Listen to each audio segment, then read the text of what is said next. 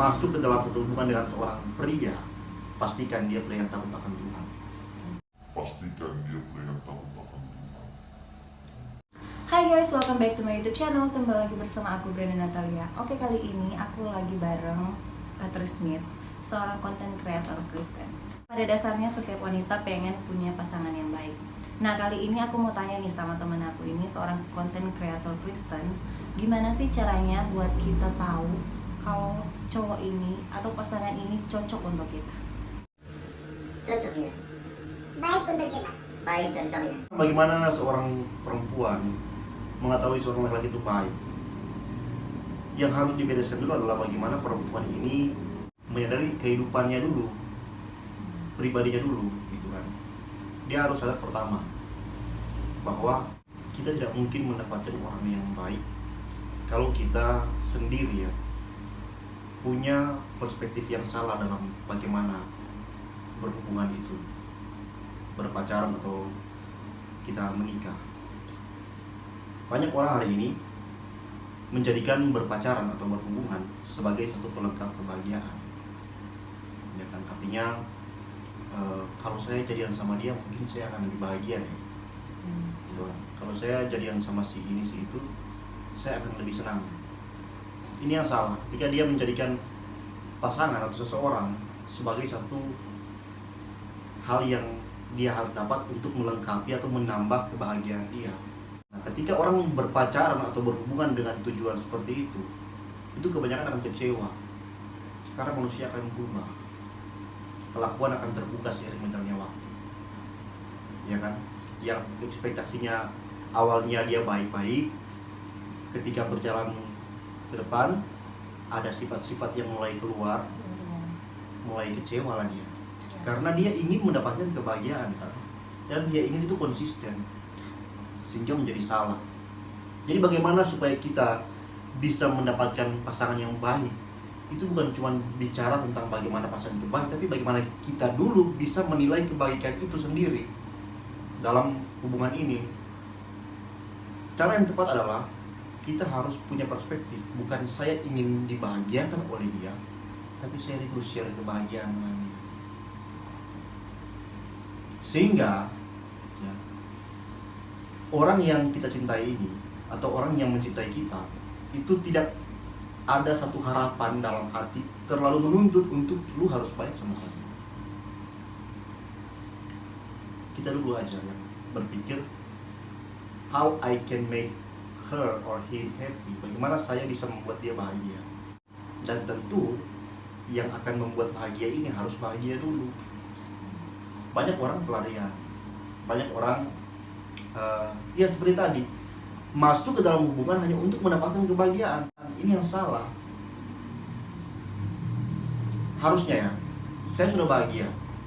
Saya tahu bahwa menikah adalah panggilan Tuhan dalam hidup saya. Ketika kalian menikah, kalian pasti dengan tujuan yang sama adalah saya akan membahagiakan dia. Itu kamu kan? Iya. Dia juga akan begitu, saya akan membahagiakan dia. Coba kamu pikir, ini hubungan yang kuat. Karena dua-duanya bukan mengharapkan untuk dibahagiakan, tapi dua-duanya mengharapkan apa? Punya keinginan untuk membahagiakan. Bagaimana kita menemukan itu? Yang pasti kita harus berkomunikasi dengan orang yang kita dekati. Apa pandangan kamu tentang cinta? Apa pandangan kamu tentang bagaimana berhubungan itu? Kalau ada indikasi bahwa dia bilang dia ingin bahagia bersama kamu, mungkin ya akan salah dia ketika dia bersama dengan kamu dengan tujuan dia ingin mendapatkan kebahagiaan, dan ketika muncul karakter sifat dari kamu yang tidak sesuai dengan apa yang diharapkan, dia kecewa kan? Jadi lelaki ini harus beres dulu tujuan dia untuk memacari kamu apa. Harus jelas dulu. Kalau tidak, kalau cuma soal ya sudah cinta mau bagaimana, banyak yang kecewa. Seharusnya ya di masa pendekatan itu harus dikomunikasikan.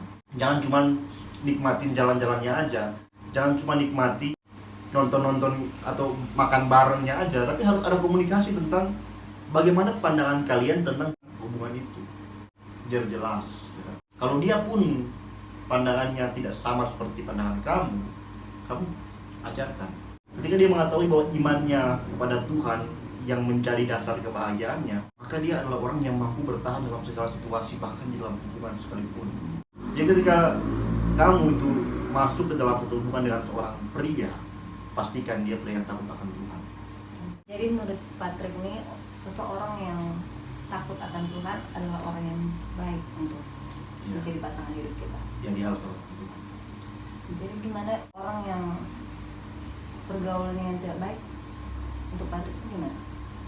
Pergaulan tidak baik. Iya. Ya, Pastinya ini. kan banyak orang yang seperti itu.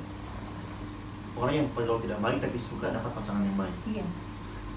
Ya makanya dia harus berani cari konsiliasi hidupnya.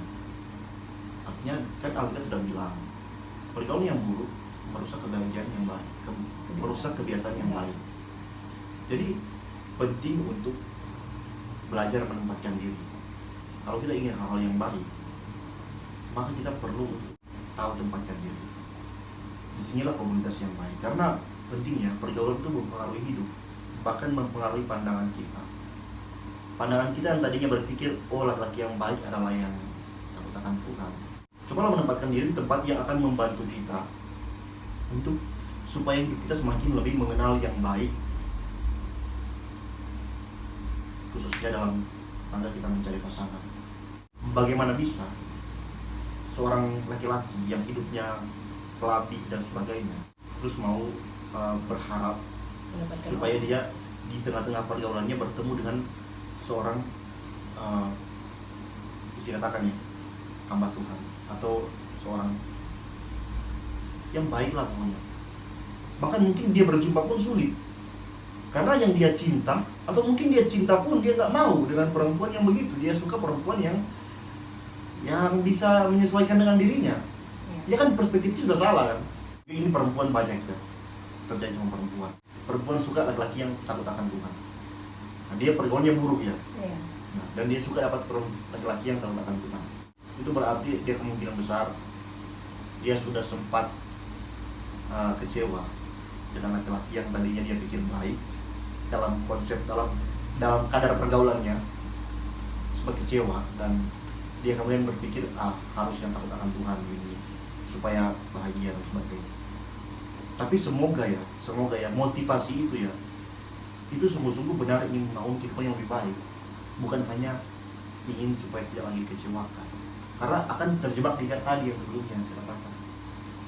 Kamu memang masuk hubungan hanya untuk supaya kamu dibahagiakan, kamu akan kecewa karena tidak ada orang yang sangat baik 100%. Akhirnya, untuk bagaimana seorang perempuan menilai seorang laki-laki yang baik untuk menjadi pasangan di dalam hidupnya, itu dia harus dimulai pun dari dirinya sendiri. Dia akan sangat sulit untuk membentuk suatu pola yang baik di tengah-tengah komunitas yang tidak baik, pergaulan yang buruk, sulit. Kalaupun ada harapannya, mungkin itu subjektif, supaya saya bahagia, nggak terluka, Pasti ada pemikiran seperti itu. ya kan? Hmm.